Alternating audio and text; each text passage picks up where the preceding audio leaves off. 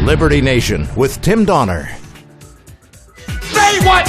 Say what? Say what? One more time. We commence the proceedings with our signature segment, Say What, where we roll out a virtual assembly line of wacky, astonishing, damnable, and ultimately revealing things uttered by politicians and the chattering class. How much is enough in COVID relief for Americans who've lost their jobs during the pandemic? The bargaining continues on Capitol Hill between Republicans trying to hold the line on profligate spending with a national debt now approaching an almost unthinkable $30 trillion, and Democrats looking to spend about 3 times as much as Republicans, almost $2 billion, typifying the liberal approach to most every issue. Senate Majority Leader Chuck Schumer said this is no time to think small. It makes no sense to pinch pennies when so many Americans are struggling. The risk of doing too little is far greater than the risk of doing too much.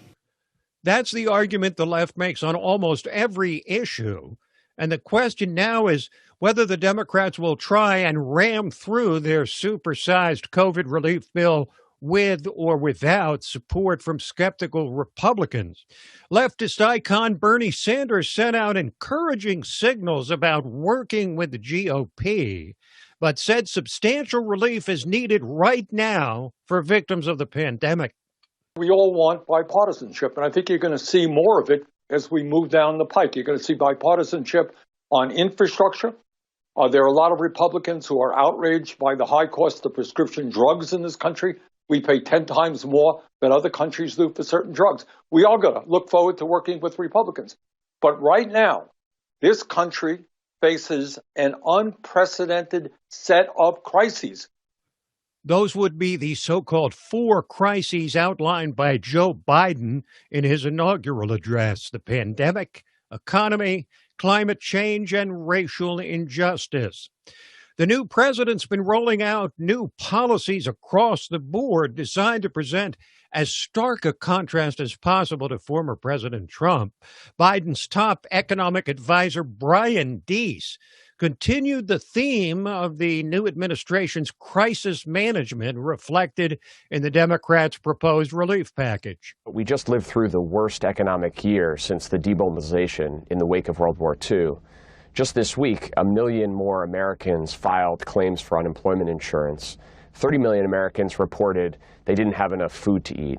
We're in a unique crisis, and the elements of this plan really were designed and are designed to take on that crisis head on.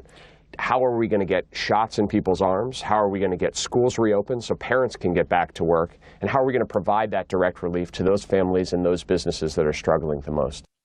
Meanwhile, as much as things are changing on the domestic front, the change in administration's promises to alter the international landscape in equally profound ways.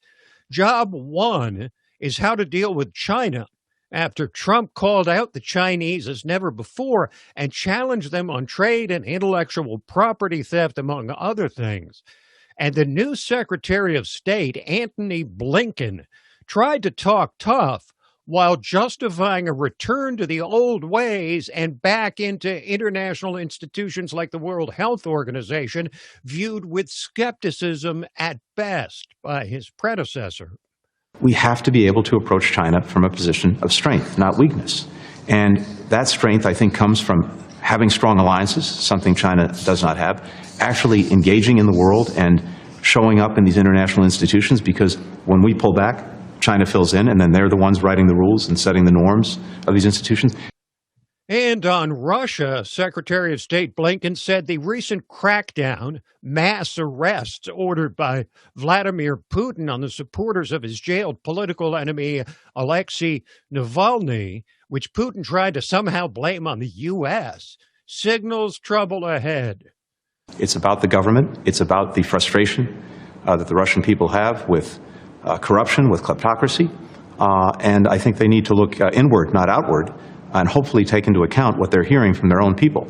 Mr. Navalny is giving expression to the voices of millions and millions of Russians, and that's what this is about.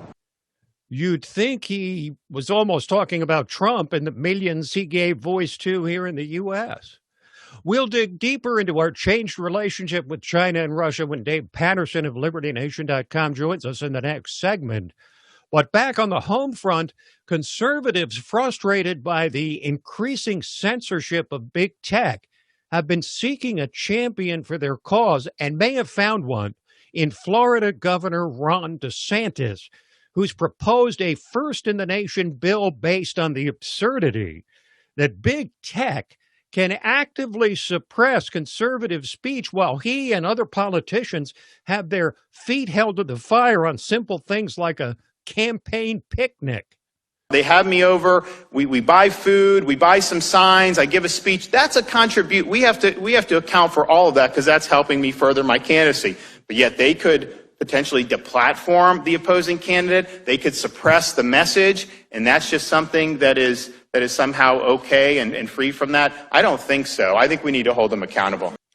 And so DeSantis has proposed legislation to fine social media companies $100,000 if they deplatform a political candidate. It empowers users to sue a social media company if they've been treated unfairly. It allows Florida's Attorney General to bring anti-monopoly cases against tech companies.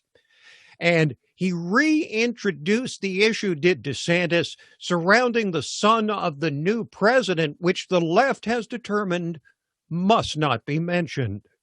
Hunter Biden's story was true. Okay, we now know it was true. And the typical corporate media outlets, they just chose to ignore it. Obviously, they wanted to beat Trump. They had a view on the election. They didn't want to give it any air. So we rely on social media to go around that, not let corporate legacy media outlets control the discourse and let us speak. So you had the New York Post to run it, and you couldn't get any traction. You couldn't get any reach on it because big tech put their thumb on the scale. DeSantis may be the leading edge of the reemergence of the America First movement post-Donald Trump. And one of the targets for Trump supporters is Liz Cheney, Congresswoman from Wyoming, daughter of the former vice president, who voted to impeach Trump a second time. Trumpists like Congressman Matt Gaetz of Florida are visiting Wyoming, talking up their efforts to challenge Cheney in a GOP primary and reigniting the message of making America great again. Wyoming's a great place. These are great people. They love America, they love freedom, and they deserve a representative who will actually represent them. Liz Cheney is out of touch with Wyoming. She's out of touch with the Republican Party, and she should be removed from her leadership position in Congress. The policies of President Trump work. When we lower taxes, when we reduce our engagement in foreign wars, when we invest in our people, our country does better. So we don't have to have an esoteric conversation. We can actually look at the data and we can look at the progress of our people. I don't believe the Republican Party should stand to invade everywhere and invite everyone across our borders illegally for big business. I think we ought to stand for the working men and women of the country. That sounds like the new blueprint for the Republican Party circa 2021.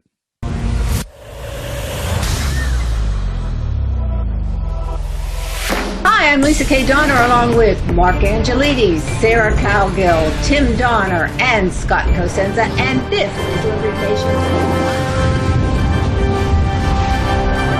Now let's take a look at the LibertyNation.com electoral leaderboard. It's still 238 for Joe Biden. What if stories and legends can offer us the key to unraveling the hottest political issues of the day and apply their lessons to understanding the chaos of modern politics? Impeach 45! Only where freedom of speech is honored can people who look, sound, or think differently be truly free.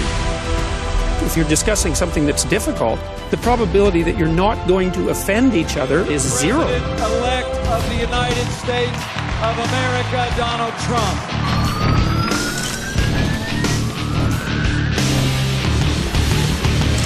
Donald J. Trump is now president. With one click, Liberty Nation delivers tomorrow's news. And remember, liberty. Today. All the time and everywhere. LibertyNation.com